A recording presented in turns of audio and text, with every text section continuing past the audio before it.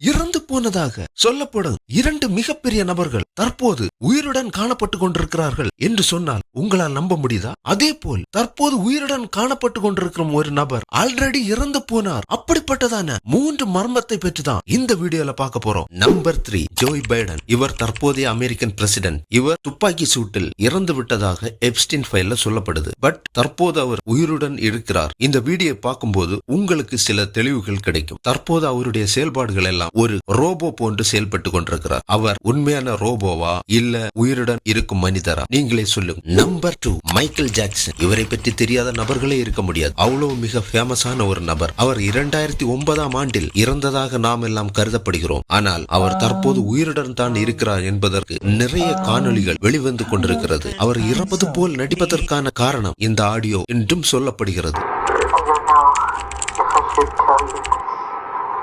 But I don't know who may be listening. There may be a group of people that want to get rid of me. Number 1 பாக்குறதுக்கு முன்னாடி இந்த video உங்களுக்கு பிடிச்சிருந்தா ஒரு like மட்டும் பண்ணி support பண்ணுங்க. Number 1, Jeffrey Epstein. தற்போது உலகம் முழுவதும் இவரை பற்றி தான் பேசிக் கொண்டிருக்கிறது. பாலியல் குற்றவாளியாக கருதப்பட்ட இவர் 2019ஆம் ஆண்டில் இறந்து விட்டதாக சொல்லப்படுகிறது. ஆனால் இவருடைய இறப்பில் நிறைய மர்மங்கள் இருக்கிறது. ஜெயிலில் தூக்கு போட்டு இறந்ததாகவும், அன்றைய தினம் சிசிடிவி கேமராக்கள் வேலை செய்யவில்லை என்றும், காவலாளிகள் தூங்கிவிட்டார்கள் என்றும் நிறைய மர்மங்கள் இவருடைய இறப்பில் காணப்படுகிறது. ஆனால் அவர் இப்போது உயிருடன் காணப்பட்டு கொண்டிருக்கிறார் என்பதற்கு நிறைய காணொளிகள் வருகின்றது. இது உண்மையா இல்ல ஃபேக்கா? கமெண்ட்ல உங்க தியரியை சொல்லுங்க.